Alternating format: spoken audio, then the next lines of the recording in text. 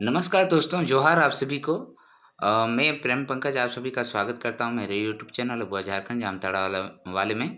और आप सभी के डिमांड पे मैं पेपर 1 जो जेपीएससी पीटी से संबंधित है उसका प्रश्नों को यहाँ पर ला रहा हूँ और आप सभी के लिए ये बहुत फ़ायदेमंद होगा। आप देख सकते हैं दोनों ही पेपर को पेपर 1 पेपर 2 एक ही दिन में मेरे लिए संभव नहीं हो रहा है ना? ड्यू टू मेरा जो ड्यूटी आवर है उसकी वजह से। तो आप सभी के लिए एक दिन मैं मॉडल सेट 1 ला रहा हूँ जो पेपर 1 पे आधारित है और दूसरा दिन आपको झारखंड विशेष से संबंधित यानी कि पेपर 2 का पेपर सेट ला रहा हूँ। तो आज आप इसको देखिए पेपर 1 का और इसमें बहुत अच्छे प्रश्नों का संग्रह दिया हुआ है। ये सब बाज़ार में उपलब्ध है, आप सभी को मिल जाएगा, ठीक है? अगर आप वहाँ से देखना चाहते हैं तो। चलिए आज ज़्यादा समय आपका नहीं लूँगा और जल्दी से स्टार्ट करते हैं इसको। तब तक आप वीडियो को देख रहे हैं तो एक बार लाइक तो बनता है, शेयर भी बनता है। शेयर कर दीजिए अपने दोस्तों के बीच में और हो सके तो सब्सक्राइब कर लीजिए मेरे चैनल को, ठीक है? तो आज का पहला क्वेश्चन यहाँ पर देखिए पूरा-पूरा दिखिएगा।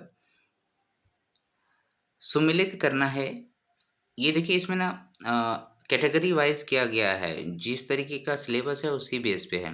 तो पहला सेक्शन इसका यहाँ पर देखिए भारत का इतिहास से संबंधित है, भारत के इतिहास से संबंधित क्वेश्चन है, ठीक है? तो आज का पहला क्वेश्चन है दोस्तों,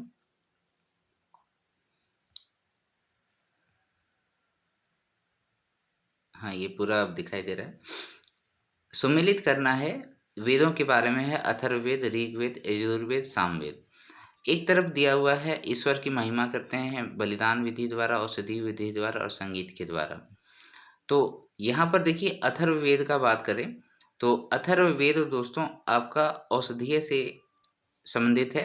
अथर्ववेद में औषधियों से संबंधित बातें कही गई हैं। ओके, उसके बाद आपका ऋग्वेद, हम लोग ऋग्वेद में क्या करते हैं, ईश्वर महिमा का गुणगान करते हैं, ईश्वर महिमा का गुणगान करते हैं। यजुर्वेद में बहुत सारी विधियाँ दिया गया है जिससे समृद्धि प्राप्त करने का उपाय बताया गया है। जैसे यजुर्वेद से आप यज्ञ याद रखिएगा, उसमें और बलिदान का भी बातें करता है। और सामवेद क्या करता है, सामवेद संगीत के बारे में बताता है, ठीक है? सामवेद में संगीत लिखा हुआ है। तो इसका आंसर क्या हो जाएगा, ए का 3 हो जाएगा। ए का 3 दो जगह था, यहाँ पर और यहाँ, फिर बी का क्या हो जाएगा, 1 हो जाएगा। बी का 1 केवल ऑप्शन ए में है, तो ए इज द राइट आंसर, 3 1 2 4, ठीक है? नेक्स्ट चलें, क्वेश्चन नंबर 2, क्षणिकवाद का प्रतिपादक किसने किया है? ऑप्शन ए है बुद्ध, ऑप्शन बी है जैन, ऑप्शन सी है चार्वाक, ऑप्शन डी है न्याय। तो क्षणिकवाद का सिद्धांत बौद्ध धर्म से संबंधित है। तो यहाँ पर बौद्ध धर्म से संबंधित आदमी कौन है, बुद्ध है। तो भगवान बुद्ध ने क्षणिकवाद का सिद्धांत दिया था। तो क्षणिकवाद क्या होता है, क्षणिकवाद अनित्यवाद का तार्किक विकास होता है जो बौद्धतर दर्शन में अस्तित्व में आया था। क्वेश्चन नंबर 3, युद्ध भूमि में बड़ी संख्या में सैनिकों के मारे जाने अथवा आहत हो जाने के बाद किस भारतीय गण अथवा राज्य की स्त्रियों ने सिकंदर के विरुद्ध शस्त्र धारण किया था? काफ़ी ज़्यादा एक्सप्लेनेशन करके दिया गया है क्वेश्चन। ऑप्शन ए है अभिसार, ऑप्शन बी है ग्लव सार्ड, ऑप्शन सी है कठ और ऑप्शन डी है मसग। तो हिस्ट्री का जो प्राचीन इतिहास का क्वेश्चन रहता है, थोड़ा सा इसी तरीके से अटपटा सा क्वेश्चन आता है जेपीएससी में। इसका जो राइट आंसर होगा दोस्तों वो हो जाएगा मसग, ठीक है? मसग। युद्ध भूमि में बड़ी संख्या में सैनिकों के मारे जाने अथवा आहत हो जाने के बाद जो है सिकंदर महान के खिलाफ राज्य के स्त्रियों ने भी अपना योगदान दिया था और वो कौन थे, मसग थे, ठीक है? मसग।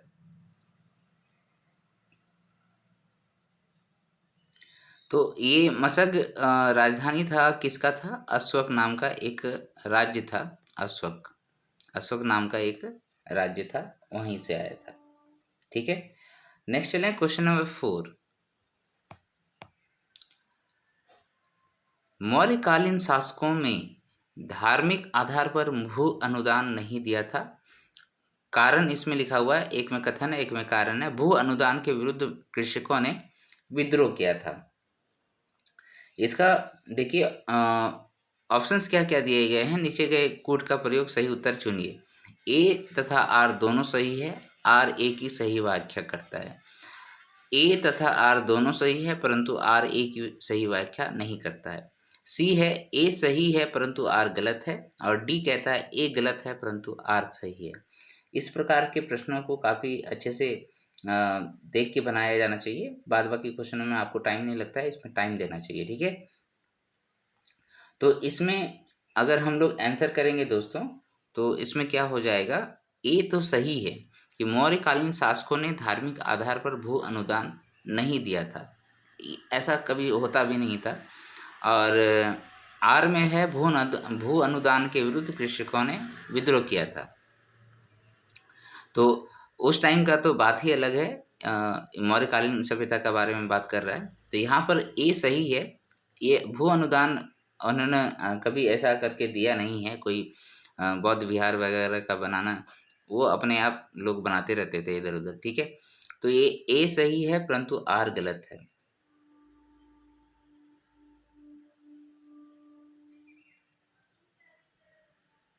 चलें नेक्स्ट क्वेश्चन चलें। क्वेश्चन नंबर 5 सुमेलित कीजिए। ऑप्शन ए है सूर्य मंदिर, बी है लिंगराज मंदिर, हवा महल और गोमतेश्वर की प्रतिमा। तो यहाँ पर सुमेलित कर लीजिए कौन सा कहाँ पर है।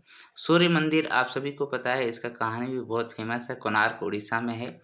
लिंगराज टेम्पल का बात करें तो आप ये जानते हैं भुवनेश्वर में है लिंगराज टेम्पल, और ये भी उड़ीसा का है। और हवा महल जयपुर में है, हवा महल है ना, सवाई जय सिंह ने बनाया था। उसके बाद गोमतेश्वर की प्रतिमा ये आपका कर्नाटका में है, जो आधा कटा हुआ है, ठीक है। तो इस तरीके से आपको आंसर क्या मिल रहा है, सूर्य मंदिर ए का 2 है ना, बी का 4, ए का 2 बी का 4। देखिए फिर सी का हो जाएगा आपका 3 और डी का हो जाएगा 1।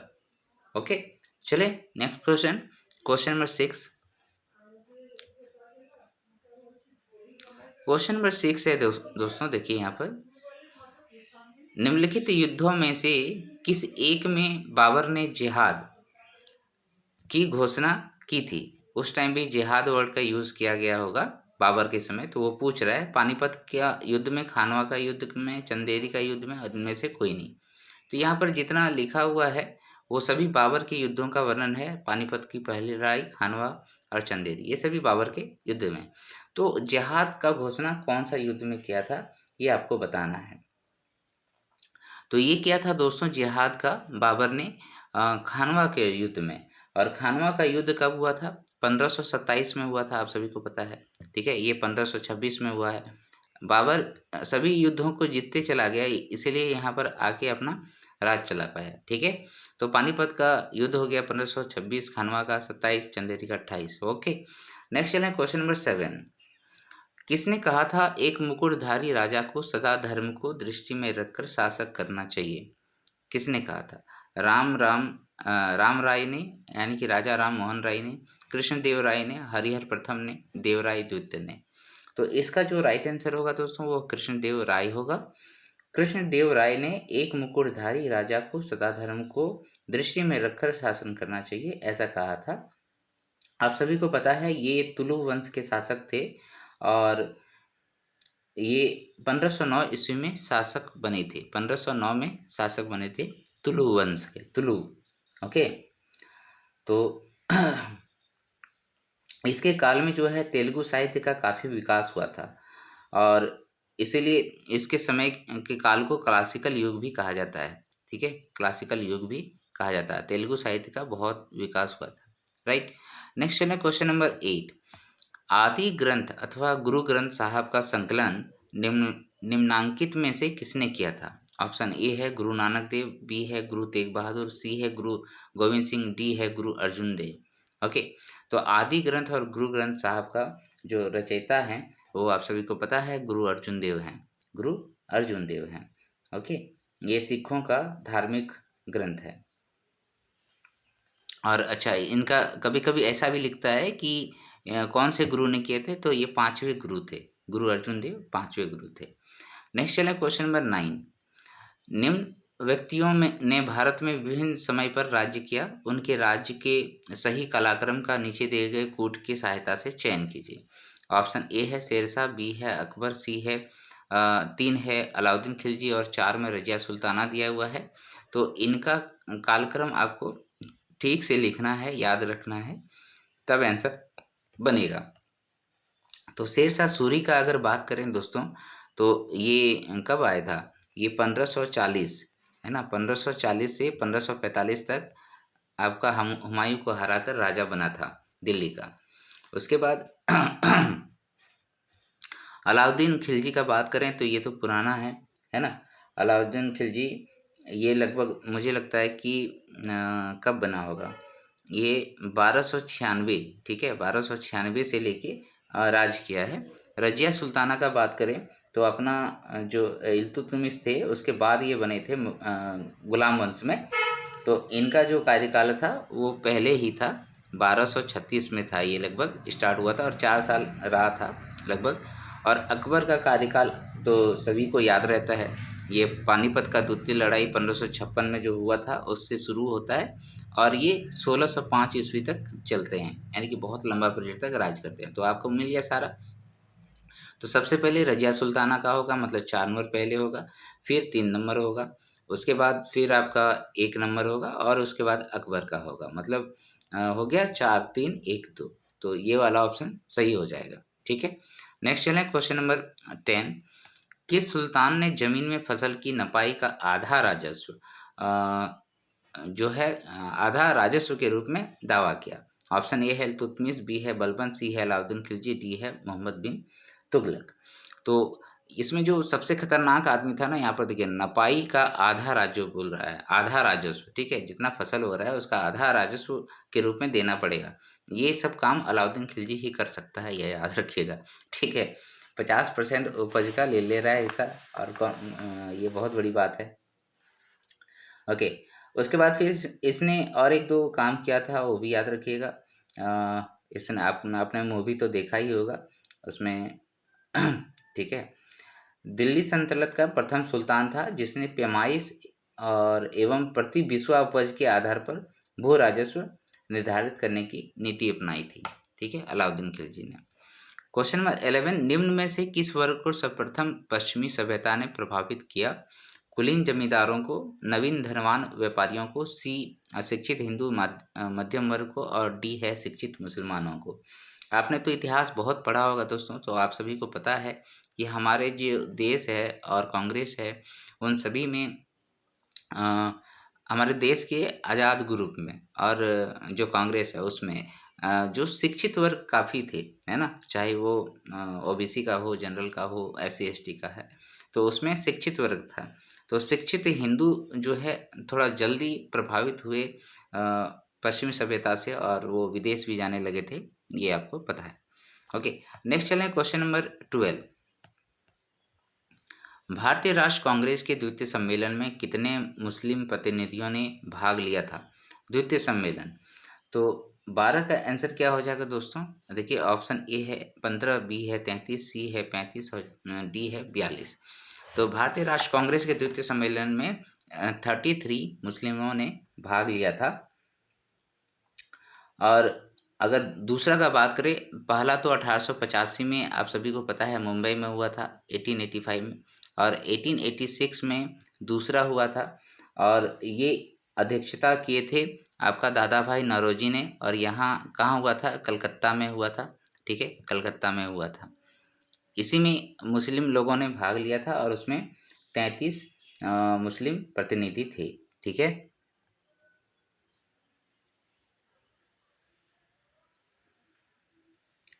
पहले में बहुत कम, पहला में भी भाग लिए थे मुस्लिम लोग, लेकिन उसमें एक ही थे, शायद एक ही थे, नहीं एक दो हो, दो दो, ठीक है। नेक्स्ट है क्वेश्चन नंबर 13।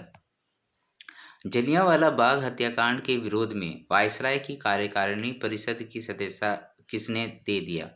ओके, यहाँ पर 13 है क्वेश्चन नंबर। ऑप्शन ए है महात्मा गांधी, बी है रविन्द्रनाथ टैगोर, सी है शंकर नारायण और डी है जमनालाल बजाज। तो इसका जो राइट आंसर होगा दोस्तों वो क्या हो जाएगा? शंकर नारायण सर ने अपना जो है पद स्थापित कर मतलब दे दिया जलियांवाला बाग हत्याकांड के समय में। तो ये कब हुआ था? 1919 में हुआ था, अप्रैल 1919 में हुआ था। ठीक है, 13 अप्रैल 1919 को। क्वेश्चन नंबर 14, व्यक्तिगत सत्याग्रह में विनोबा भावे को प्रथम सत्याग्रही चुना गया था, दूसरा कौन था? ऑप्शन ए है राजेंद्र प्रसाद, ऑप्शन बी है पंडित जवाहरलाल नेहरू, सी है राजगोपालाचारी और डी है सरदार वल्लभ भाई पटेल। तो इसका जो राइट आंसर होगा दोस्तों, व्यक्तिगत सत्याग्रह के बारे में बात कर रहे हैं, तो उसमें दूसरा सत्याग्रही जो है खुद पंडित जवाहरलाल नेहरू थे। पंडित जवाहरलाल नेहरू ने ही व्यक्तिगत सत्याग्रह शुरू करने की बात कही थी और इन्होंने ही विनोबा भावे को प्रथम सत्याग्रही बनवाया था और खुद दूसरा सत्याग्रही थे। नेक्स्ट चलें, क्वेश्चन नंबर 15, निम्नलिखित में युग्म में से कौन सी सही सुमेलित है?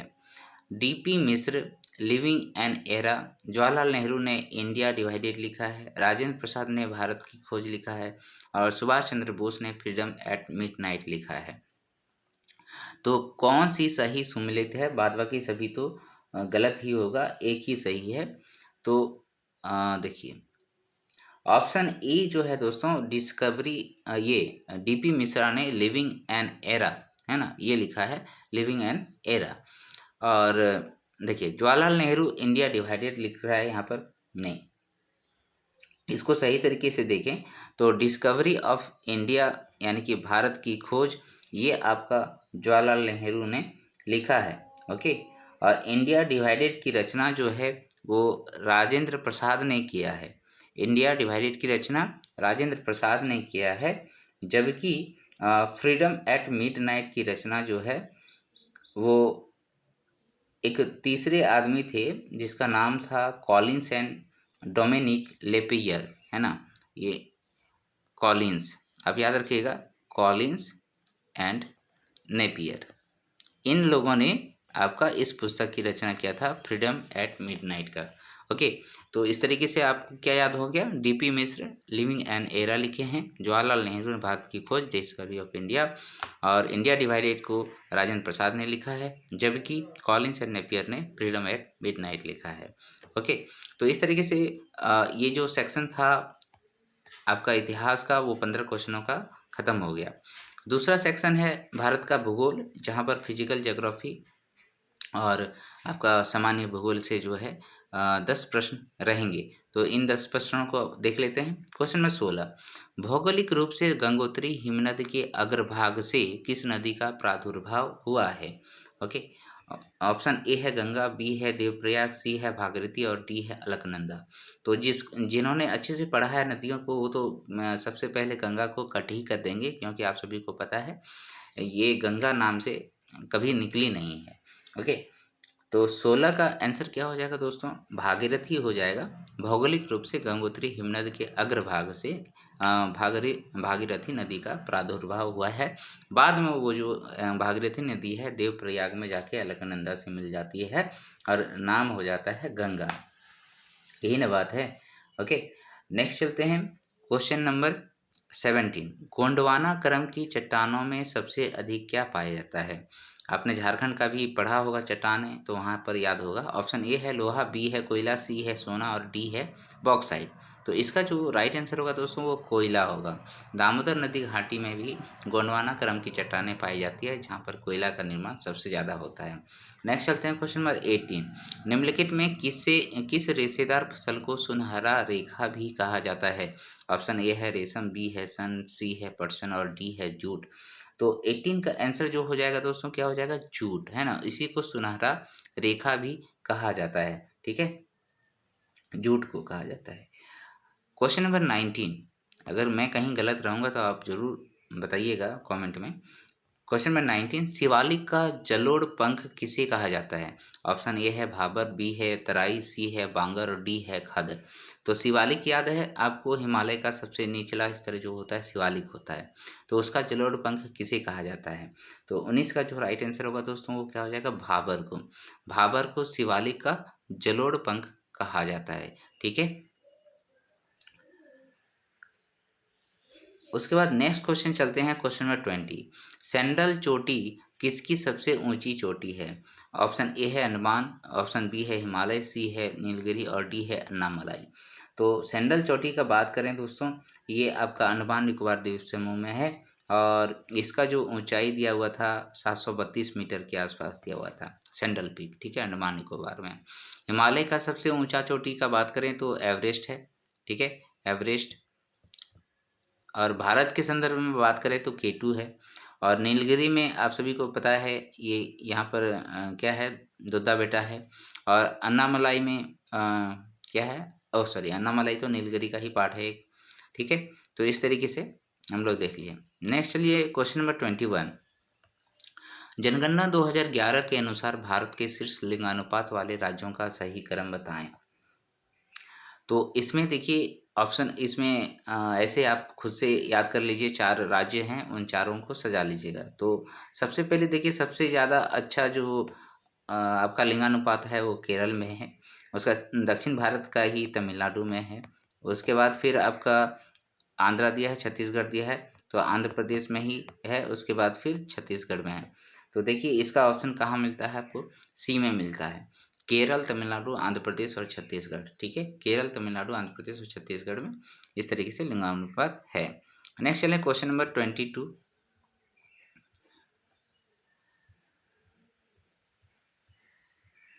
ब्लैक इंडियन किस घास स्थल के प्रमुख निवासी हैं? ब्लैक इंडियन कौन सा घास स्थल के प्रमुख निवासी है? ऑप्शन ए है विल्ड, ऑप्शन बी है प्रेरी, ऑप्शन सी है सवाना और ऑप्शन डी है लानोस।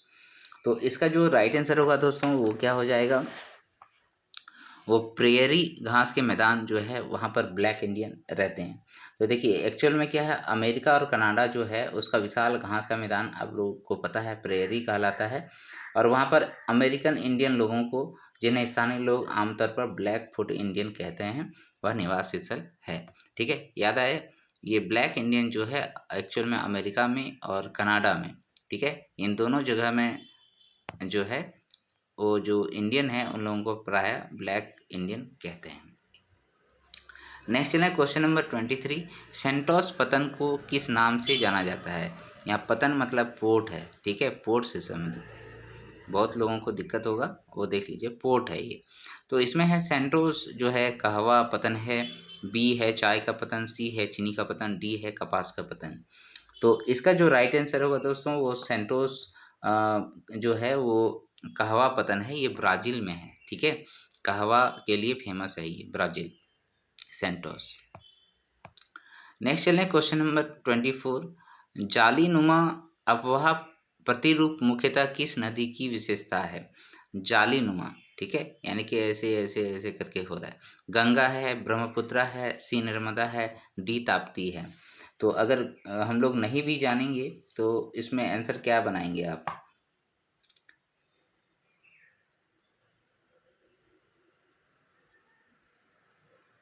इसका जो राइट आंसर है दोस्तों वो नर्मदा होगा, राइट। तो कहता है कि नर्मदा नदी की सहायक नदियाँ बहुत छोटी है जो नर्मदा से मुख्यतः समकोण बनाते हुए मिलती है।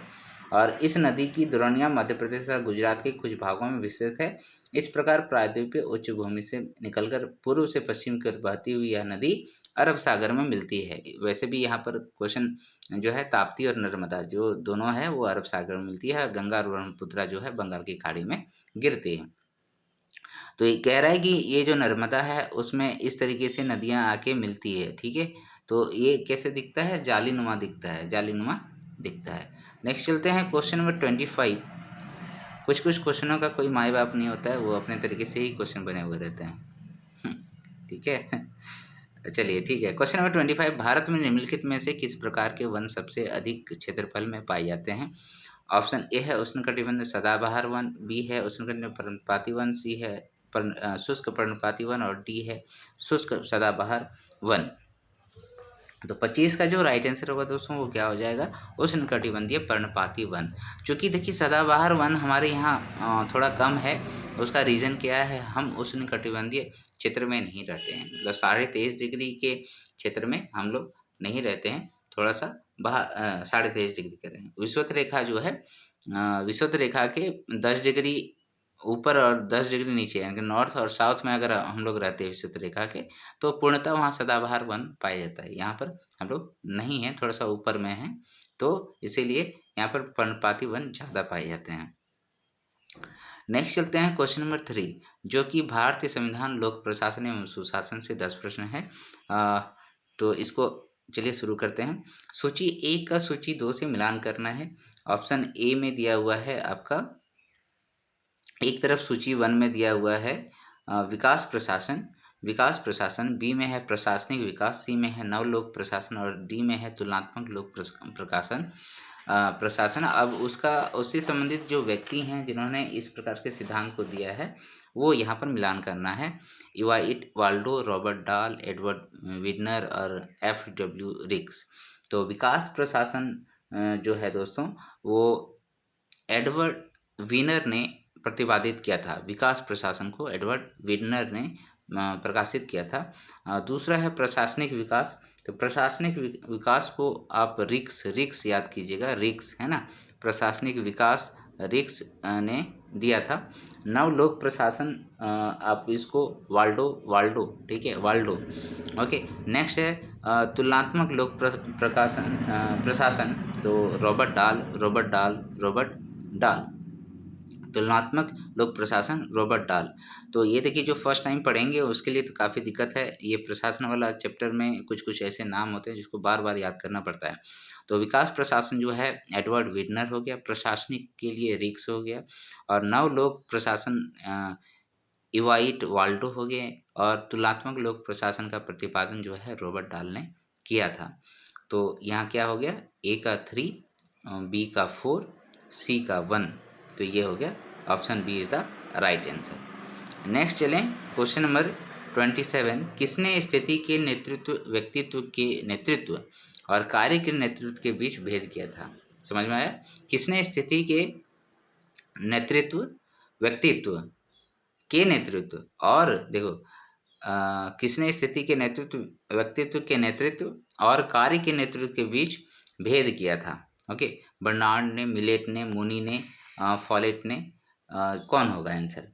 तो इसका राइट आंसर जो होगा वो हो जाएगा आपका फॉलेट। क्या हो जाएगा दोस्तों? फॉलेट ने स्थिति के व्यक्तित्व के नेतृत्व और कार्य के नेतृत्व के बीच भेद किया था। ओके, ये हो जाएगा। इसमें एक्चुअल में क्या होता है, जो भी नेता होते हैं ना, उनका कार्य बताया गया था, जैसे उनको तालमेल बना के रखना है, उद्देश्य को परिभाषित करना है, पूर्वानुमान लगाना है, इन सभी का बातें कहा गया था। क्वेश्चन नंबर 28, निम्न में कौन सा सही ढंग से नहीं मिलाया गया है?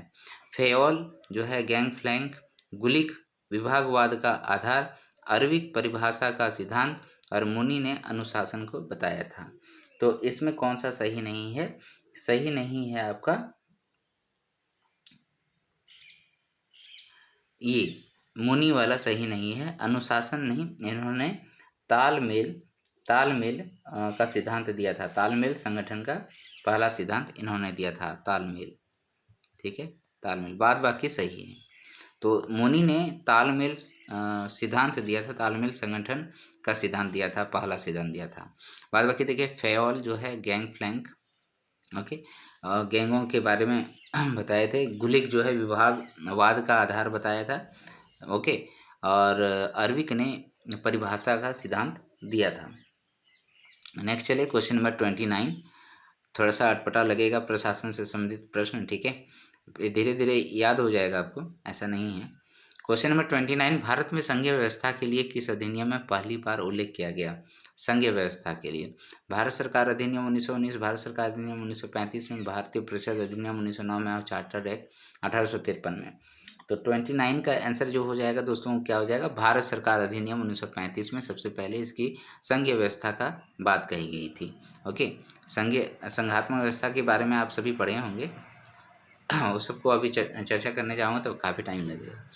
फिर यहाँ कहता है कि क्वेश्चन नंबर 30 में थोड़ा सा नॉमेरिकल क्वेश्चन दे दिया है कि अगर आपका लोकसभा में 545 सदस्य होते हैं, ये पता है, उनमें 5 सदस्य अनुपस्थित है, 50 सदस्य मतदान में भाग नहीं ले रहे हैं, तो लोकसभा में किसी विधेयक को प्रभावी बहुमत से पारित करने के लिए कितने सदस्यों की आवश्यकता पड़ेगी?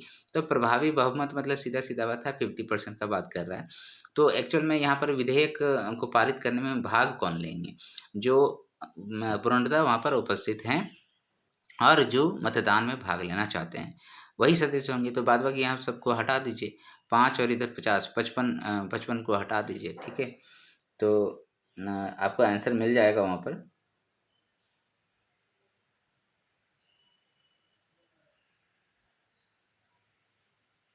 इसमें जो आंसर आएगा आप देखिएगा 245 आएगा, ठीक है, 245 आएगा आंसर, 245 46 आना है उसका। यहाँ मैंने किया है देखिए, उसके बाद उसको 2 से डिवाइड कर दिए हैं तो 245 आ गया ना, ठीक है। नेक्स्ट चलते हैं क्वेश्चन नंबर 31। संविधान में सम्मिलित नीति निर्देशन तत्व विश्व के किस देश के संविधान से लिया गया है? नीति निर्देशक तत्व यानी डीपीएसपी का बात कर रहे हैं, directive principle of state policy. उसका ब्रिटेन से, अमेरिका से, आयरलैंड से, जर्मनी से, ये सभी याद रहता है आप सभी को। और ऐसे क्वेश्चन एक आएंगे तो आप सभी को याद भी रखिएगा।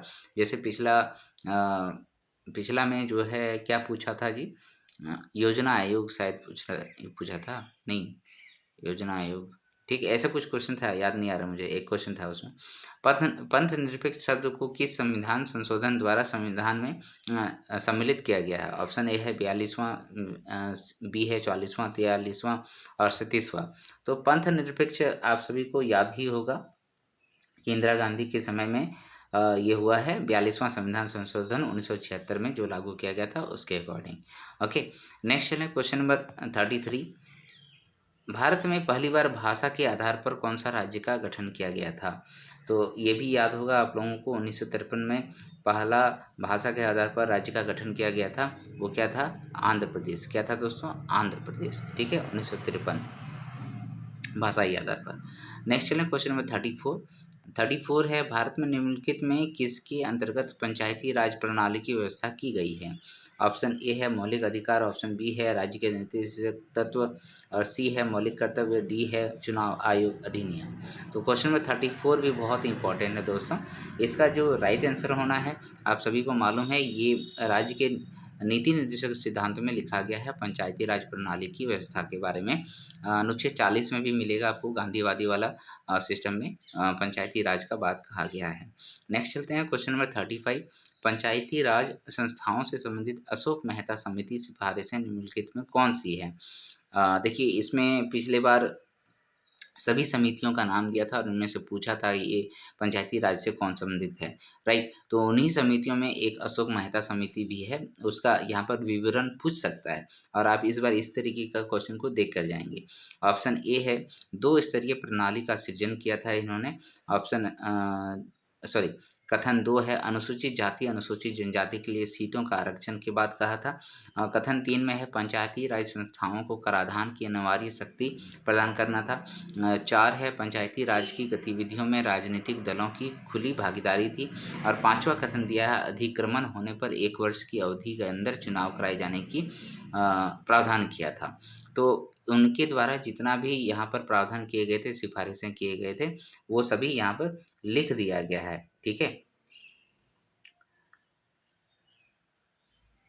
तो अगर इसका आंसर आप बनाना चाहेंगे, अगर इसका आंसर बनाना चाहेंगे तो क्या हो जाएगा दोस्तों, बताइए। यहाँ पर 2 स्तरीय प्रणाली का बात तो एकदम सही है, ये गलत नहीं है कहीं पर भी, ठीक है, ये बिल्कुल सही है। तो यहाँ पर देखिए ऑप्शंस क्या दिया हुआ है, ओके ठीक है, ऑप्शन नहीं देखेंगे तो समझ में नहीं आएगा। हाँ ठीक है, पहला जो है 2 स्तरीय अशोक मेहता 1976 में आया था, तो 1976 या 77 में, तो ये सही है। अनुसूचित जाति और अनुसूचित जनजाति के लिए सीटों का आरक्षण, ये भी सही है। पंचायती राज संस्थाओं को कराधान का अनिवार्यता दिया जाना, नहीं तो वो फिर अपना राज्य के अपना संस्था कैसे चलाएगा, ये भी बात था। पंचायती राज की गतिविधियों में राजनीतिक दलों की खुली भागीदारी होनी चाहिए, ये भी बात उन्होंने कही थी। लेकिन अतिक्रमण होने पर 1 वर्ष की अवधि के अंदर चुनाव कराए जाने का प्रावधान ये नहीं बताया था। 1 वर्ष नहीं, ये 6 महीने के अंदर बताया था, ठीक है, ओके, बात बाकी सब सही है। नेक्स्ट चलते हैं, क्वेश्चन नंबर कितना हो जाएगा ये, 35 था, 36। पेपर 1 में थोड़ा टाइम लग जाता है। 36, भारतीय अर्थव्यवस्था के वैश्वीकरण का अर्थ है। ऑप्शन ए है बाह्य ऋण का बढ़ावा देना, बी है भारतीय व्यापारिक इकाइयों को विदेशों में स्थापित करना, सी है दूसरे देशों के साथ आर्थिक संबंधों पर लगे प्रतिबंधों को यथासंभव कम से कम करना, और डी है आयात प्रतिस्थापन के कार्यक्रमों को त्याग देना। तो भारत में जो अर्थव्यवस्था का वैश्वीकरण यानी कि ग्लोबलाइजेशन आया था, वो आपको कब आया था? 1991 में आया था, ठीक है। ये मनमोहन सिंह जो बाद में प्रधानमंत्री भी बने, उस टाइम वित्त मंत्री थे, और इन्होंने खुली अर्थव्यवस्था का आह्वान किया था भारतीयों से, और वहाँ पर इसको लागू भी किया गया था। तो क्या है कि आदान-प्रदान आराम से कर सके ऐसा व्यवस्था करना था। पहले थोड़ा-सा प्रतिबंधित था ज़्यादा, ठीक है? तो यहाँ ज़्यादा सैनिक लगा दोगे तो ज़्यादा कठिनाई होगा, तो यहाँ पर क्या किया, कम रूल रेगुलेशंस बनाया आयात और निर्यात करने के लिए, और सीधा-सीधा बनाया, तो इसी को हम लोग कहते हैं। तो ये आर्थिक संबंधों पर लगे प्रतिबंधों को यथासंभव कम करना था। नेक्स्ट चलें क्वेश्चन नंबर 37, निम्नलिखित में कौन से युग्म सही सुमेलित है? ऑप्शन यहाँ देखिए कथन 3 ठो दिया हुआ है। डॉ Jones New York, Hague Seng Seoul, 3 है एफटीएसी 100 लंदन। तो इसमें कुट का प्रयोग सही उत्तर चुनिए। 1, 2 और 3, 2 और 3, 1 और 2, 1 और 3।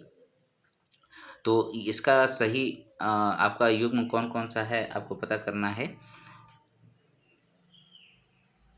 इसमें देखिए डॉ जोन्स जो है ये न्यूयॉर्क से संबंधित है, ठीक है, न्यूयॉर्क से संबंधित है, और आपका हैंग सेंग सियोल का नहीं है, ये हैंग सेंग जो है हांगकांग का होगा, ठीक है, हांगकांग, हैंग सेंग।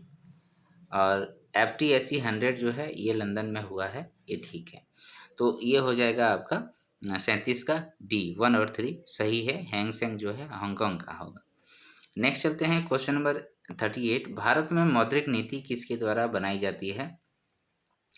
ये दोनों तो याद ही होना चाहिए। भारत में मौद्रिक नीति ऑप्शन ए आरबीआई के द्वारा बनाई जाती है, आप सभी को पता है, और बाद बाकी बैंक यहाँ ऑप्शन से भी समझ में आएगा, एसबीआई, सीएलबी, वित्त मंत्रालय ये सब नहीं करता है। ये मौद्रिक नीति जो है हमेशा आरबीआई ही देता है, और उसमें बहुत सारे मॉनेटरी पॉलिसी के अंदर बहुत सारे करों का ये ऋण और कैसे लेंगे उसका दिया हुआ रहता है ना, ठीक है।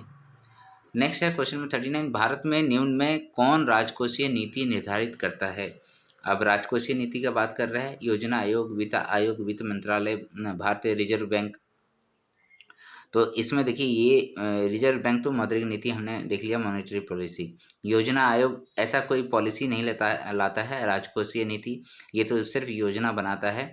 और जो है वित्त आयोग जो है 5 वर्षों का योजना बनाता है ना, और वित्त आयोग का बात कर रहे हैं। वित्त आयोग जो इस वर्ष 16वां बनाया गया है, तो वो क्या करता है, वो राज्यों और सेंट्रल के बीच में जो करों का बंटवारा होता है उन सभी के बारे में बताता है। तो यहाँ राजकोषीय नीति कौन बनाते हैं? वित्त मंत्रालय बनाता है, याद रहेगा। तो वित्त मंत्रालय जो है राजकोषीय नीति को बनाते हैं। नेक्स्ट चलें क्वेश्चन नंबर, राजकोषीय नीति इंग्लिश में बोलते हैं फिस्कल पॉलिसी। तो ये वित्त मंत्रालय का ही बात है ना, वही लोग बजट पेश करते हैं ना। क्वेश्चन नंबर 40, किसी दी गई अवधि के लिए एक देश की राष्ट्र आय क्या होता है? राष्ट्र आय को परिभाषित करना है। ऑप्शन ए है नागरिकों द्वारा उत्पादित वस्तुओं और सेवाओं के कुल मूल्य के बराबर होगी, बी है कुल उपभोग और निवेश व्यय के योग के बराबर होगी, सी है सभी व्यक्तियों की व्यक्तिगत आय के बराबर होगी, और डी है उत्पादित अंतिम वस्तुओं और सेवाओं के मौद्रिक मूल्य के बराबर होगी।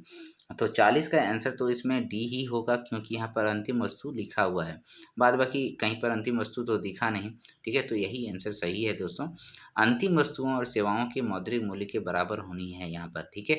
40 राष्ट्र आय के बारे में बोल रहा है। नेक्स्ट चलते हैं क्वेश्चन नंबर 41, गरीबी रेखा निकालने के लिए कौन सा तरीका उपयोग में नहीं लाया जाता है? ऑप्शन ए है प्रति व्यक्ति औसत आय, बी है भोजन में कैलोरी, सी है SCR, और डी है साक्षरता। तो गरीबी जानने के लिए दोस्तों ये कभी भी हमने साक्षरता को नहीं लाया, ठीक है। गरीबी जानना है, गरीबी को परिभाषित करना है, तो उसमें प्रति व्यक्ति औसत आय के बारे में बताया, भोजन में कैलोरी को बताया, और SCR को बताया, ठीक है। नेक्स्ट चलें क्वेश्चन नंबर 42। 42 हो जाएगा, जवाहर रोजगार योजना आरंभ की गई। ऑप्शन ए है छठी पंचवर्षीय योजना, बी है सातवीं पंचवर्षीय, सी है आठवीं और डी है इनमें से कोई नहीं। तो 42 का राइट आंसर हो जाएगा दोस्तों, ये सातवीं पंचवर्षीय योजना में जवाहर रोजगार प्रारंभ किया गया था और ये ईयर था लगभग 1989 का। ठीक है, और 1989 में, और सातवीं पंचवर्षीय योजना जो है 1985 से शुरू होता है और 90 तक चलता है ना। 85 से 90 तक चलता है, 85 से 90 सातवीं चलता है।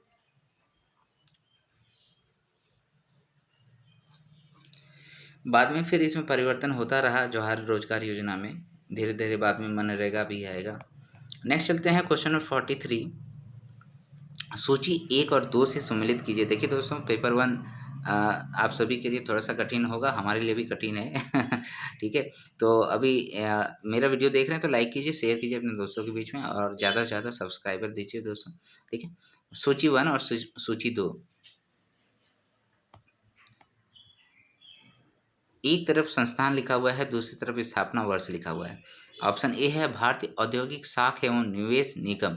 ऑप्शन बी है भारतीय औद्योगिक विकास IDBI। ऑप्शन सी है भारतीय औद्योगिक वित्त निगम इफ की, यानी कि इफ की ही है, और भारतीय लघु उद्योग विकास CDB है ना, लघु उद्योग विकास CDB।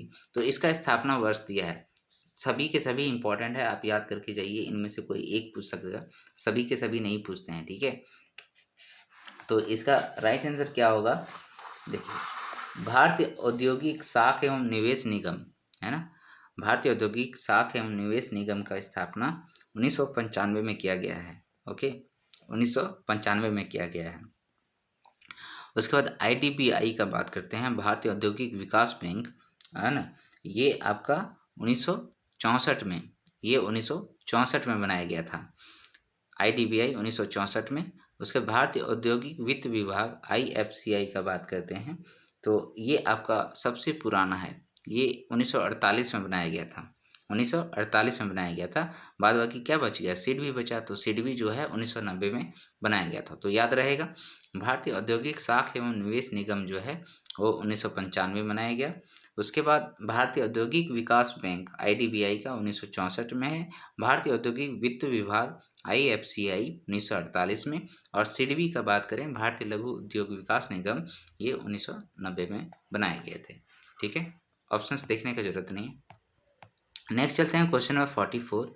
बाबर के अस्तित्व के लिए बाजार के अस्तित्व के लिए सबसे अनिवार्य क्या है। Option A bank, option B आर्थिक विधान, ऑप्शन सी कीमतें, ऑप्शन डी श्रमिक संघ।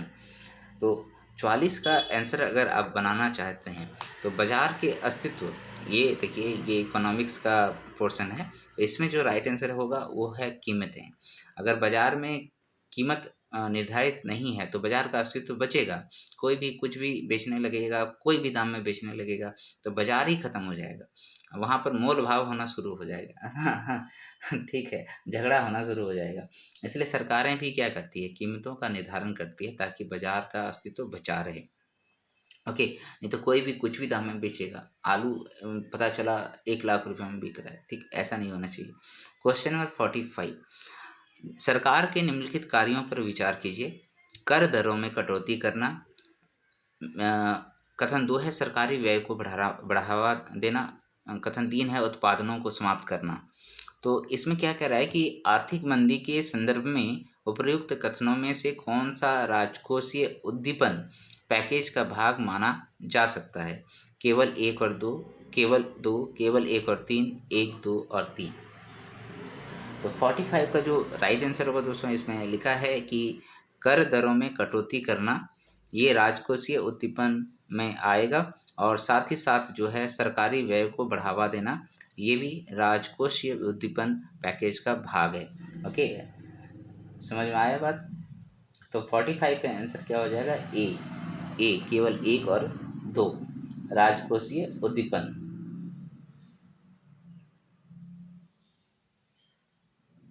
ओके, उत्पादनों को समाप्त करना, ये तो बिल्कुल गलत है, तो राजकोषीय उद्दीपन में ये नहीं आएगा, ये दोनों आएगा, कर दरों में कटौती करना और सरकारी व्यय को बढ़ावा देना। तो इससे क्या होगा, बाजार सामने जो होगा वो खिलेगा ज़्यादा अच्छा से। अब नेक्स्ट है 5वां इसका सेक्शन जो है सामान्य विज्ञान, कृषि, तकनीकी एवं सूचना प्रौद्योगिकी से इससे 15 क्वेश्चन आएगा। ठीक है, तो यहाँ से हम लोग देख लेते हैं।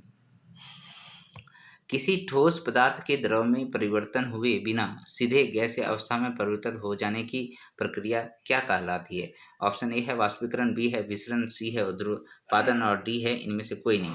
तो यहाँ पर सीधे ठोस से गैस में जाओ या फिर गैस से ठोस में आ जाओ, उर्ध्वपातन कहलाता है।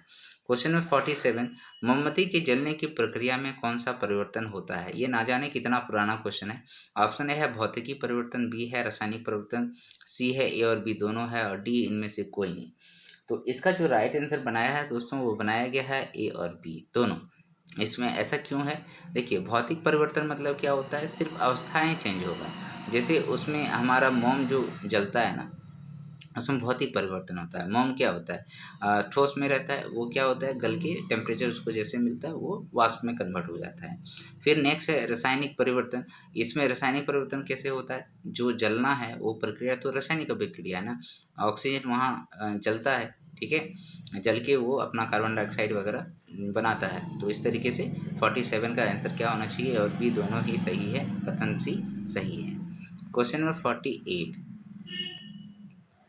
48 इधर होगा। यहाँ पर भी सूची दिया हुआ है, एक तरफ है आविष्कार और दूसरी तरफ है आविष्कारक क्वेश्चन नंबर 48 में। तो इसको चलिए मिला लेते हैं हम लोग। ऑप्शन ए में है न्यूट्रॉन का खोज किसने किया, बी है इलेक्ट्रॉन, सी है प्रोटॉन और डी है परमाणु नाभिक। तो सब यहाँ पर दिया हुआ है, चलिए इसको मिला लेते हैं। तो न्यूट्रॉन का खोज जो है आप सभी को पता है जेम्स चैडविक ने किया है। इलेक्ट्रॉन का खोज आपका जे थॉम्सन ने किया है। ओके, उसके बाद प्रोटॉन का खोज जो है गोल्डस्टीन ने किया है, प्रोटॉन गोल्डस्टीन। और परमाणु नाभिक का बात करते हैं, न्यूक्लियस का बात करें तो वो रदरफोर्ड ने किया था, है ना, अपना प्लेट वाला एक्सरे वाला प्लेट में। तो रदरफोर्ड हो गया परमाणु नाभिक। तो इस तरीके से ये आप ऑप्शंस मिला लीजिएगा बाद में, ये तो याद हो जाना चाहिए। क्वेश्चन नंबर 44, क्वेश्चन नंबर 49 है ये, उसमें क्या है? अच्छा, ये कट जा रहा है। ओके, क्वेश्चन नंबर 49 है, आग बुझाने वाले कर्मचारियों के परिधानों पर एक परत होता है, उसे अग्निरोधक बनाती है। यह परत निम्नलिखित में किसकी बनी होती है? मेलामाइन का, बेकेलाइट का, सी है पॉलिएस्टर का, डी है टेफ्लॉन का। तो 49 का जो आंसर होगा दोस्तों वो मेलामाइन हो जाएगा। ठीक है, जो आग बुझाने वाले कर्मचारी होते हैं येलो येलो कलर का पहन के जाते हैं, आप सभी ने देखा है। तो उसमें जो परत लगा हुआ रहता है वो मेलामाइन का लगा हुआ रहता है ताकि उनके कपड़ों में आग ना लगे। ठीक है, और वो बचा रहे अगर कोई भी घटना घटती है तो। नेक्स्ट चलते हैं क्वेश्चन नंबर 50। इसमें दिया है, देखिए फिजिक्स का क्वेश्चन है, लॉटनिक, स्थैतिक और सर्पी घर्षण के कारण बलों को घटते हुए क्रम पे व्यवस्थित करें। घटते हुए क्रम पे व्यवस्थित करें। क्वेश्चन नंबर 50, ऑप्शन ए है लॉटनिक, सर्पी और स्थैतिक, ठीक है, बी में है लॉटनिक, स्थैतिक और सर्पी, और सी है स्थैतिक, सर्पी, लॉटनिक और ये सर्पी, स्थैतिक, लॉटनिक। तो यहाँ पर आप देखिए 3 तरीके का जो फ्रिक्शन वाला फोर्स है उसको आप यहाँ पर देखेंगे। तो लॉटनिक बोल रहा है, स्थैतिक बोल रहा है और सर्पी बोल रहा है। तो कहीं पर भी आप देखे होंगे सबसे ज़्यादा जो मतलब स्थैतिक जो लिखा है स्टैटिक फ्रिक्शन, ये सबसे ज़्यादा होता है क्योंकि इसके बाद ही बॉडी जो है मूव करना चालू कर देगा। ओके, आपने कोई यहाँ पर बॉडी है, उस पर आप फोर्स लगा रहे हो, फोर्स लगा रहे हो, तो यहाँ पर जो है 50, क्वेश्चन नंबर 50 का कर रहे हैं ना हम लोग, ठीक है। तो यहाँ पर जो सबसे ज़्यादा फोर्स रहता है इसका स्टैटिक फ्रिक्शन का रहता है। ओके, उसको जैसे ही हम लोग पार करेंगे तो ये बॉडी जो है मूव करना चालू कर देता है। ओके, तो स्टैटिक जो है सबसे ज़्यादा होगा। और लॉटनिक का बात कर रहा है, लॉटनिक, लॉटनिक मतलब क्या हो गया, यही घूरने वाला ना, तो इसमें सबसे कम होता है, होगा ना। ये रोल करना आसान होता है ना, हम लोग भी तो यही करते हैं। जैसे कोई ड्रम होता है उसको सीधा सीधा खड़ा करके ले जाना मुश्किल होता है, उसको गुड़गुड़ाने लगते हैं, गुड़गुड़ाता है तो आसान हो जाता है। हम तो 50 का सी आंसर हो जाएगा। सबसे ज़्यादा स्थैतिक में होता है, लॉटनिक में सबसे कम होता है, बीच में सर्पी हो गया। नेक्स्ट चले क्वेश्चन नंबर 51। चंद्रमा पर किसी वस्तु का भार पृथ्वी पर भार की तुलना में कितना होगा? ऑप्शन ए है 6 गुना अधिक होगा, 1/6 भाग होगा, 1/66वां होगा, 9 गुना होगा। यहाँ ध्यान दीजिएगा किससे पूछा है। चंद्रमा पर किसी वस्तु का भार पृथ्वी के भार से तुलना करना है। मतलब पृथ्वी में कोई वस्तु है, फिर चंद्रमा में लेके गए तो वहाँ पर भार कितना होगा, तो 1/6वां भाग होगा। वैसा वैसा क्यों बात है? क्योंकि वहाँ का जो चंद्रमा का आपका मून का जो जी का वैल्यू है वो कितना हो जाएगा, अर्थ के वैल्यू का 6 भाग होता है, 1/6 भाग होता है इसलिए। नेक्स्ट चलें क्वेश्चन नंबर 52। प्रकाश विद्युत प्रभाव की खोज निम्नलिखित में किसने किया था? क्वेश्चन नंबर 52 प्रकाश विद्युत प्रभाव, ठीक है, photoelectric effect. Option A है Heinrich Rudolf Hertz, option B है अल्बर्ट आइंस्टीन, सी है जेसी मैक्सवेल और डी है इनमें से कोई नहीं। तो 52 का जो राइट आंसर होगा दोस्तों वो क्या हो जाएगा, हर्ट्ज साहब ने फोटो इलेक्ट्रिक इफेक्ट के बारे में बताया था, ठीक है। चलें नेक्स्ट क्वेश्चन चलें, क्वेश्चन नंबर 53। निम्नलिखित में कौन सा दर्पण वाहनों में पश्च यानी कि विंग देखने के लिए वाहनों के पास साइड में लगा हुआ रहता है, साइड में यानी कि साइड मिरर का बात पूछ रहा है ये। तो इसका राइट आंसर क्या हो जाएगा, ये याद रहना चाहिए। तो बहुत पुराना क्वेश्चन है, उत्तल दर्पण। जो भी तैयारी कर रहे हैं ये सबसे बेसिक क्वेश्चन है, उत्तल दर्पण होता है। नेक्स्ट चलें क्वेश्चन नंबर 54। लाइसोसोम के बनने के लिए निम्नलिखित में कौन सा उत्तरदायी है? अंतर्द्रावी जालिका, गोल्जी उपकरण, माइटोकॉन्ड्रिया, इनमें से कोई नहीं। तो लाइसोसोम आत्महत्या की थैली कहलाता है, इसके बारे में पूछ रहा है। इसको बनाता कौन है, बनने के लिए इसका उत्तरदायी कौन है? तो गोल्जी उपकरण जो है, गोल्जी बॉडीज, वो लाइसोसोम को बनाने में सहायता करता है, गोल्जी उपकरण। ओके नेक्स्ट चलें क्वेश्चन नंबर 55। कॉड लिवर तेल में विटामिन डी अधिक मात्रा में पाया जाता है। ये कॉड लिवर तेल निम्नलिखित में किस जीव से प्राप्त किया जाता है? ऑप्शन ए है मेढक, बी है मछली, सी है सर्प और डी है इनमें से कोई नहीं। तो 55 का जो राइट आंसर होगा दोस्तों वो क्या हो जाएगा, 55 का बी, मछलियों में पाया जाता है ये कॉड लिवर। ओके नेक्स्ट चलें क्वेश्चन नंबर 56। किसी वयस्क व्यक्ति का हृदय 1 मिनट में कितनी बार धड़कता है? ऑप्शन ए है 100 से 1000 बार, यहाँ क्या लिख दिया, ठीक है, ये ऑप्शन सी थोड़ा गलत है। 70 से 80 बार, 90 से 100 बार और 25 से 40 बार। तो 56 का जो राइट आंसर होगा दोस्तों वो आप सभी को पता है, 70 से 80 के बीच में होगा। वयस्क का पूछा है तो ओके, वयस्क का पूछा है तो इतना ही आंसर होना है, 70 से 80 बार। ऐसे हम लोग 72 बार बोलते हैं ना। Question number 57। निम्नलिखित कथनों में से कौन सा सही है? ऑप्शन ए है यकृत शरीर की सबसे बड़ी ग्रंथि है, बी है यकृत पित्त रस स्रावित नहीं करता, सी है पित्त रस वसा के पाचन में महत्वपूर्ण भूमिका निभाता है। तो यकृत के बारे में बात कर रहा है दोस्तों। तो इसमें आप सभी को पता है यकृत मतलब लीवर हो गया, तो यकृत शरीर की सबसे बड़ी ग्रंथि है, बिल्कुल है। ओके सबसे बड़ी ग्रंथि है। यकृत पित्त रस स्रावित नहीं करता, अरे करता है, अरे भाई ये गलत है, दो गलत है। पित्त रस वसा के पाचन में महत्वपूर्ण, एकदम है, वसा के पाचन में ये महत्वपूर्ण भूमिका निभाता है। यानी कि आपका जो कथन 1 है और 3 है वो सही है, यानी कि option B is the right answer. Next चलें क्वेश्चन नंबर 58। नागफेनी के पौधे में प्रकाश संश्लेषण निम्नलिखित में से किस भाग में होता है? ऑप्शन ए है पत्तों में, तनों में, जड़ों में, इनमें से प्रकाश संश्लेषण नहीं होता। ऐसा तो हो ही नहीं सकता, सब प्रकाश संश्लेषण तो होना ही है, तो ये ऑप्शन तो ऐसे ही कट जाएगा। अब आपको बात आती है कि नागफनी का पौधे जो होता है वो किस में होगा। तो बेसिकली जो उसका कांटा होता है ना, कांटा वो पत्ता होता है। कांटा क्या होता है, पत्ता होता है। पत्ता जो है रूपांतरित होकर कांटा में परिवर्तित हो जाता है ताकि पानी का वाष्पोत्सर्जन कम हो। और वो जो तना होता है वो मोटा मोटा गद्देदार होता है नागफनी वाला, वही यहाँ पर आंसर होगा। वहीं उसी में जो है प्रकाश संश्लेषण सबसे अधिक होता है। Question number 59। नासा का न्यू हॉराइजन्स मिशन निम्नलिखित में किसको अध्ययन से संबंधित है? तो न्यू हॉराइजन मिशन नासा का है ना, वो किसका अध्ययन करना चाहता है? कूपर बेल्ट के पिंड का, अभिनव तारा और कृष्ण छिद्र का, डार्क मैटर का और सब प्रज्वाल का। तो ये जो करंट क्वेश्चन है एक तरीके से आप समझ सकते हैं। 59 का ए इसमें राइट आंसर हो जाएगा। कूपर बेल्ट के पिंड का जो है, कूपर बेल्ट पिंड का अध्ययन करना चाहता है न्यू होराइजन, ठीक है, मिशन, नासा का जो है न्यू होराइजन मिशन। नेक्स्ट चलते हैं क्वेश्चन नंबर 60। किस प्रकार की युक्ति किसी कंप्यूटर प्रणाली में संगठकों और क्या दिया है, समर्थाओं यानी कैपेबिलिटीज़ को जोड़ने में उपभोक्ता को अनुमति देती है? ऑप्शन ए है सिस्टम बॉर्डर, बी है स्टोरेज डिवाइसेस, सी है इनपुट डिवाइसेस और डी है एक्सपेंशन स्टलॉटस। तो 60 का जो राइट आंसर होगा दोस्तों वो क्या हो जाएगा? 60 का राइट आंसर आपका लेना है तो इसमें क्या पूछा है? अरे भाई कंप्यूटर से हम लोग संपर्क किस तरीके से करेंगे, तो आप ही बता दो। सिस्टम बोर्ड से, स्टोरेज डिवाइस से, इनपुट डिवाइस से। तो 60 का आंसर तो सिस्टम बोर्ड क्या दिया है?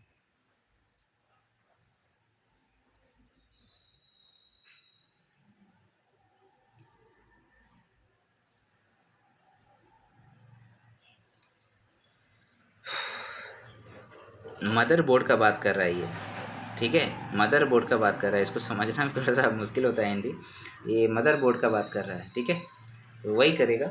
मदरबोर्ड ही सारा काम करता है ना, जोड़ने में उपभोक्ता को अनुमति देती है, मदरबोर्ड ही देता है। सिस्टम बोर्ड जो होता है वो देता है, ठीक है, सिस्टम बोर्ड। नेक्स्ट चलिए क्वेश्चन नंबर 6। झारखंड विशेषांक इसमें रहेगा। 10 क्वेश्चनों का समग्र समूह रहता है इसमें। 61 जयपाल सिंह का मूल नाम क्या था? जयपाल सिंह मुंडा, मनमसई मुंडा, वीरेंद्र पान और टेबलेराम। तो 61 का जो राइट आंसर होगा दोस्तों वो क्या हो जाएगा? वेनंद पान। जयपाल सिंह मुंडा का मूल नाम जो था वेनंद पान है। उसके बाद इनको जयपाल सिंह मुंडा के नाम से भी जाना गया। इनको मुंडा राजा भी कहते हैं और इनको मरांगोंगपे भी कहते हैं, ठीक है। 61 62 बिरसा भगवान जैविक उद्यान कहाँ है? ऑप्शन ए हजारीबाग, बी है रामगढ़, सी है खूंटी, डी है रांची। तो इसका राइट आंसर तो आप सभी को मालूम ही होगा, 62 का डी रांची हो जाएगा। नेक्स्ट चलें क्वेश्चन नंबर 63। झंझाइन लोकगीत किस अवसर पर महिलाएं गाती हैं? ऑप्शन ए है विवाह के समय, बी है जन्म के समय, सी है त्योहारों में और डी है धान कटाई के समय। तो इसका राइट आंसर क्या होना है दोस्तों? जन्म के समय जो है झंझाइन गीत गाया जाता है। झंझाइन गीत जन्म के समय गाया जाता है। 64 क्वेश्चन नंबर 64।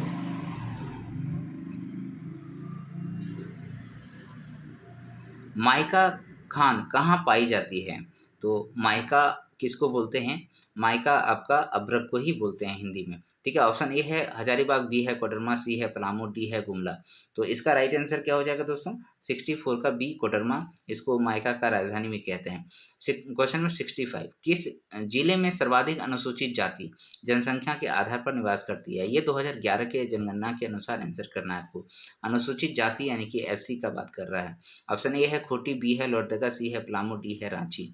तो जनसंख्या के आधार पर सबसे ज़्यादा एससी जो है पलामू में है और पलामू के इसीलिए पलामू में जो आपका एक सीट लोकसभा का है वो पूर्णतः एससी का रखा गया है। ओके, याद रह जाएगा। और प्रतिशत के हिसाब से अगर आपको पूछा जाए कि कहाँ पर अनुसूचित जाति सबसे ज़्यादा है तो शायद चतरा में है, ठीक है, याद रखिएगा प्रतिशत वाला भी। नेक्स्ट चलें क्वेश्चन नंबर 66। झारखंड में कितने प्रतिशत खनिज भंडार संचित हैं? तो पूरे भारत का पूछ रहा है। 73%, 74%, 75%, 76%। कितने प्रतिशत खनिज भंडार हैं?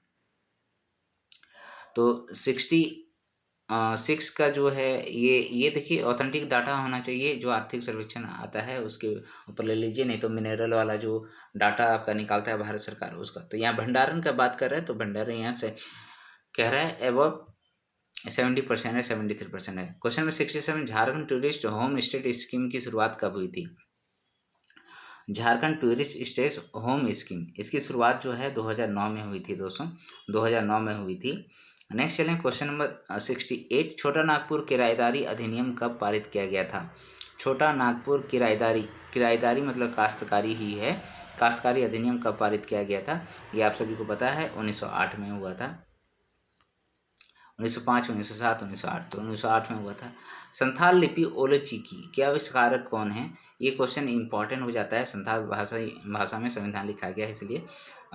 ऑप्शन ए, लेकिन जानते हैं जो बहुत इंपॉर्टेंट क्वेश्चन होता है ना जेपीएससी सेट नहीं करता है। ऑप्शन ए है शरद तिवारी, बी है जॉन बेफिस्ट, सी है चैतन्य महाप्रभु, डी है रघुनाथ मुर्मू।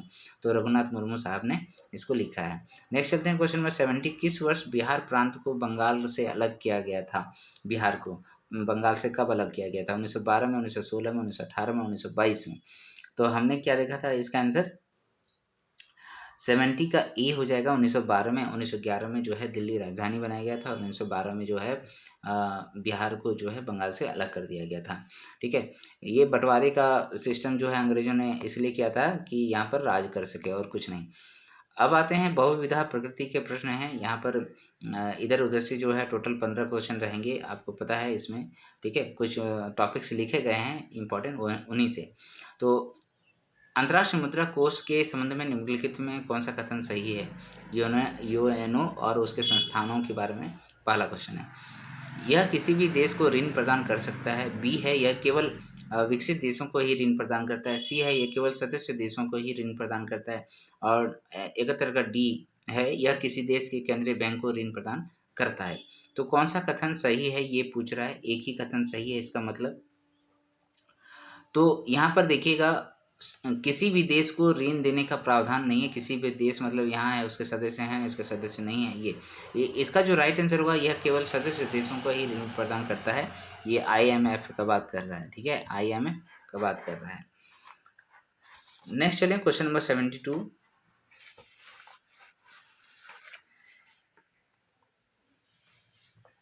अच्छा, और एक बात यहाँ पर आपसे पूछ सकता है, ये अंतर्राष्ट्रीय मुद्रा कोष जो है IMF का स्थापना कब हुआ था? 1944 में हुआ था। ठीक है, 1944 में ब्रिटेन वुड मीटिंग के बाद हुआ था। क्वेश्चन नंबर 72 है, मानव विकास रिपोर्ट निम्नलिखित में किस संस्था द्वारा प्रकाशित की जाती है? ऑप्शन ए है यूनेस्को, बी है विश्व बैंक, सी है UNDP। ठीक है, और डी है IMF अभी जो पढ़ा है। तो इसका आंसर क्या है? UNDP करता है,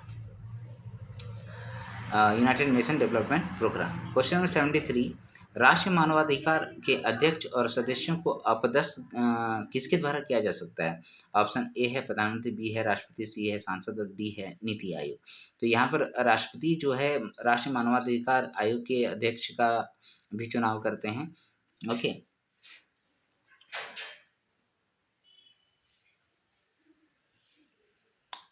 ओके, ठीक है, तो राष्ट्रपति है। तो राष्ट्रीय मानवाधिकार आयोग जो है एक संगठन है। वो कैसा है? स्वायत्त विधिक संस्था है। ठीक है, पूर्णतः विधिक संस्था नहीं है, स्वायत्त विधिक संस्था है। और इसकी स्थापना जो है 1993 में हुई थी। ठीक है, याद रखिएगा 1993 में हुआ था, 1993 में। नेक्स्ट चलिए क्वेश्चन नंबर 74, सार्वजनिक वितरण प्रणाली का लक्ष्य क्या है? ऑप्शन ए है गरीबों को खाद्य सुरक्षा उपलब्ध कराना, ये तो है ही। बी है जमाखोरी एवं कालाबाजारी को रोकना। सी है व्यापारियों द्वारा अधिक मूल्य लिए जाने से रोकना। और डी है उपरोक्त में से सभी। तो ये सभी है वितरण प्रणाली का, तो यही है ना, जो गरीब लोग लेते हैं खाद्यान्न वगैरह, गेहूँ, चावल, दाल, ये सब लेते हैं ना, फिर केरोसिन तेल। बेरोजगारी समस्या से गरीबी बढ़ती है, क्योंकि बेरोजगारी समस्या से गरीबी बढ़ती है। अरे बढ़ेगी भाई, बेरोजगार हैं, हमारे पास पैसे नहीं तो गरीबी ही तो बढ़ेगी। गरीबी रेखा से नीचे रहने वालों की संख्या बढ़ती है, जनसंख्या तेजी से बढ़ती है, मुद्रास्फीति की दर बढ़ती है, ब्याज दर बढ़ती है। इस क्वेश्चन का थोड़ा सा अर्थ अलग हो जाता है। चलिए ठीक है, इसका जो राइट आंसर होगा यही होगा, गरीबी रेखा से नीचे रहने वालों की संख्या बढ़ती है, इसलिए गरीबी बढ़ती है, और क्या। क्वेश्चन नंबर 76, सुमेलित कीजिए, सूची 1 में दिया हुआ है खिलाड़ी का नाम, बी में दिया हुआ है खेल, संबंधित खेल। तो कोनेरी, हम्पी, पीवी सिंधु, अभिनव बिंद्रा, मेरी कॉम, सभी फेमस है इंडिया में। तो आपका क्या क्या हो गया? देखो, कोनेरी हम्पी जी जो हो गए शतरंज के खिलाड़ी हो गए, पीवी सिंधु जी हमारे बैडमिंटन के खिलाड़ी हो गए, उसके अभिनव बिंद्रा हमारे निशानाबाज हो गए, और मेरी कॉम जो मैडम है वो मुक्केबाजी में फेमस है, ये वर्ल्ड चैंपियन है। नेक्स्ट चले क्वेश्चन नंबर 77, शिव थापा किस खेल से संबंधित है? Shiva Thapa, option A football, B है मुक्केबाज, सी है जिम्नास्टिक और डी है तैराकी। तो इसका राइट आंसर क्या हो जाएगा दोस्तों? मुक्केबाज में शिव थापा, है ना, ये ओलंपिक के टाइम पे भी फेमस हुआ था। क्वेश्चन नंबर 78, भारत के निम्नलिखित क्षेत्रों में से कौन से जैव विविधता की दृष्टि से उत्तेजनशीलता स्थल माने जाते हैं? उत्तेजनशीलता स्थल जैव विविधता के दृष्टिकोण से कौन से माने जाते हैं? ओके, ऑप्शन ए, देखिए कूट दिया हुआ है इसमें, पूर्वी सिंहभूम, पूर्वी घाट, पश्चिमी घाट, पश्चिमी हिमालय। तो आपको चुनना है कौन कौन सा होगा इसमें। तो एक्चुअल में इसमें देखिए, ये जो पूर्वी हिमालय है ना, इसको सबसे ज़्यादा जैव विविधता में और पश्चिमी घाट को माना जाता है, और यही दोनों जो है उत्तेजनशील स्थल माने जाते हैं, यानी कि ये वाला आंसर हो जाएगा, केवल 1 और 3। ठीक है, पूर्वी घाट और पश्चिमी हिमालय ये दोनों पे थोड़ा सा हॉट स्पॉट जोन कम है। ओके, चलें नेक्स्ट क्वेश्चन नंबर 79। सम्मिलित कीजिए कान्हा राष्ट्रीय उद्यान, बांधव राष्ट्रीय उद्यान, माधव राष्ट्रीय उद्यान, इंद्रावती राष्ट्रीय उद्यान कहाँ कहाँ पर है। देखिए यहाँ पर अगर स्टेट लिख देता तो आसान हो जाता क्वेश्चन, स्टेट लिखा नहीं है उसका लोकल जगह का नाम लिखा है। तो इसमें राइट आंसर क्या हो जाएगा दोस्तों 79 का। ये थोड़ा सा जो है फर्स्ट टाइम ऐसा क्वेश्चन मैं भी देख रहा हूँ, तो इसमें हो जाएगा कान्हा राष्ट्रीय उद्यान कह रहा है कि मांडला। ठीक है, मांडला, ये बी आंसर होगा सही में एक्चुअल में 2413। तो बांधवगढ़ जो है ये शहडोल में है, और माधव राष्ट्रीय उद्यान जो है शिवपुरी बता रहा है, और इंद्रावती राष्ट्रीय उद्यान जो है बस्ता बता रहा है। ठीक है, ये हो गया, इंद्रावती राष्ट्रीय उद्यान बस्ता हो गया, कान्हा का मांडला हो गया, बांधवगढ़ का शहडोल हो गया, और क्या बचा, माधव राष्ट्रीय उद्यान शिवपुरी हो गया। चले क्वेश्चन नंबर 80।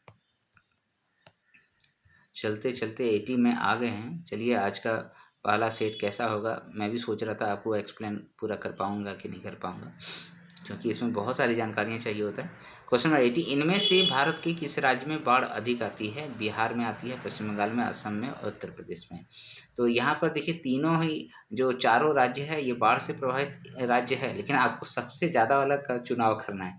ये किस आधार पर करेंगे, तो चलो ठीक है, मैं तो बिहार लेके चलूँगा, क्योंकि यहाँ पर हमेशा बाढ़ आते रहता है। ठीक है, तो यहाँ पर नदियों का प्रभाव भी सबसे ज़्यादा है, तो ये बिहार मार दिया मैंने, बिहार ही होगा आंसर।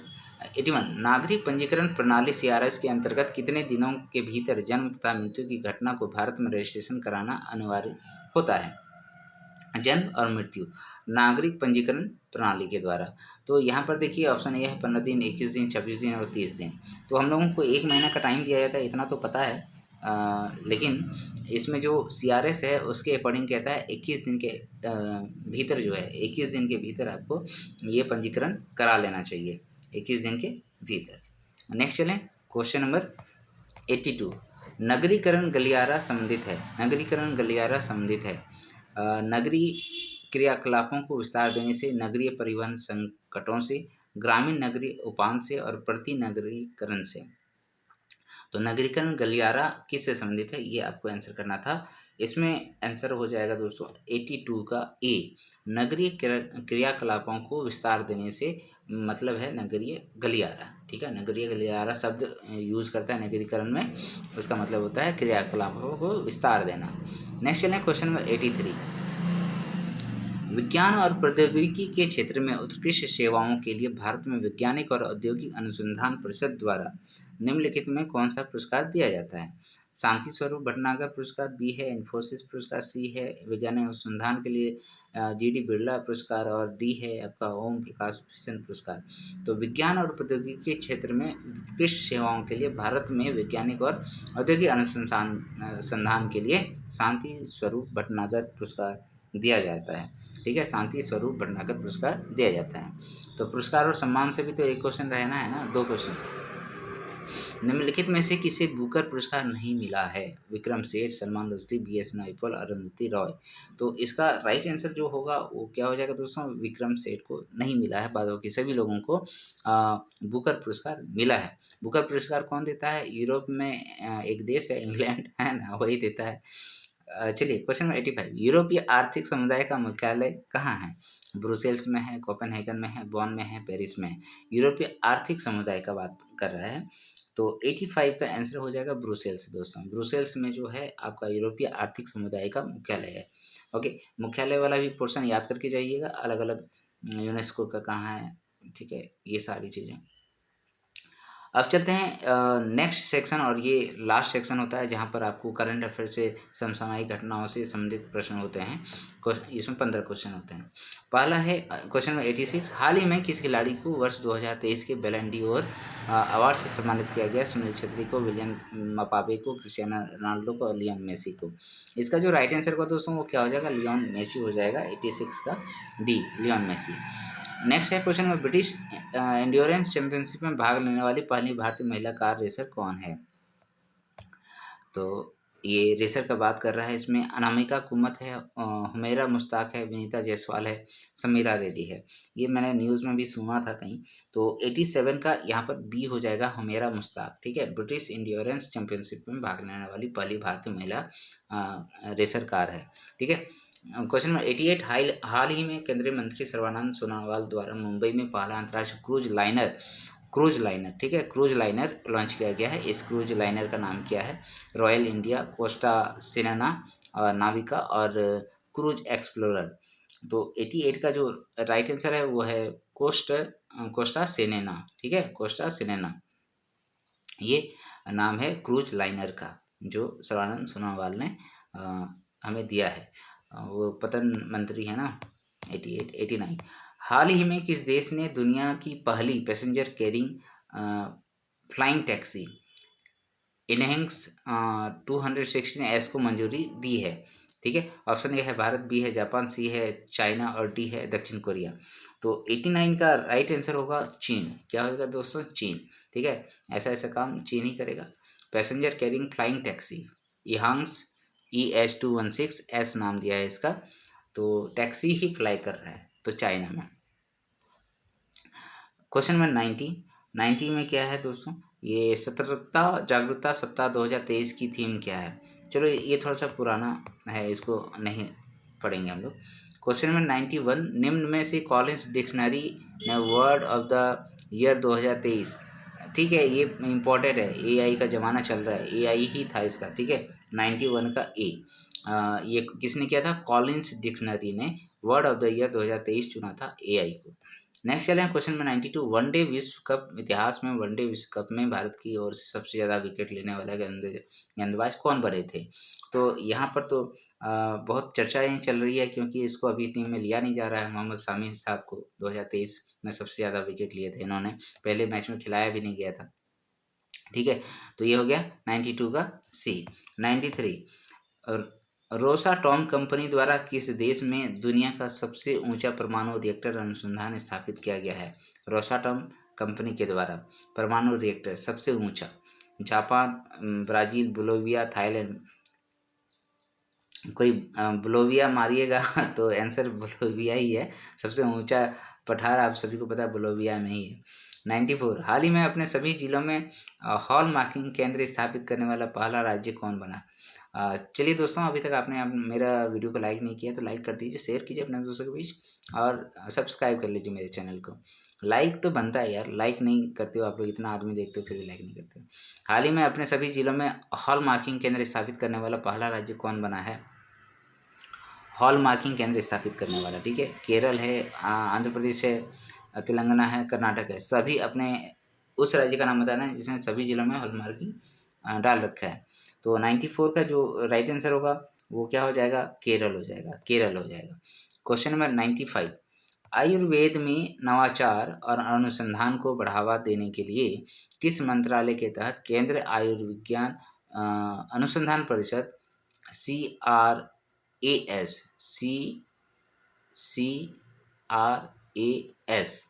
ठीक है, ये आयुर्वेद ज्ञान निपुण्य पहल अग्नि आयुर्वेद ज्ञान निपुण्य पहल, ठीक है, की शुरुआत की गई है। क्वेश्चन बहुत लंबा चौड़ा है, आंसर बहुत छोटा छोटा है। स्वास्थ्य मंत्रालय, बी है शिक्षा मंत्रालय, सी है महिला एवं बाल विकास मंत्रालय, डी है आयुष मंत्रालय। तो आयुर्वेद का बात कर रहे हैं तो यहाँ पर आंसर तो आयुष मंत्रालय ही होना चाहिए। ओके, आयुष मंत्रालय का गठन किया गया था, तो इसमें हो गया आयुर्वेद ज्ञान नैपुण्य पहल का शुरुआत जो है आयुष मंत्रालय ने किया है। पढ़ाते पढ़ाते नींद भी आने लगता है। क्वेश्चन नंबर 96, हाल ही में हुई नियुक्तियों के संबंध में कौन सा सुमेलित है? नीदरलैंड के प्रधानमंत्री, लाइबेरिया के राष्ट्रपति, अर्जेंटीना के राष्ट्रपति, उपरोक्त सभी।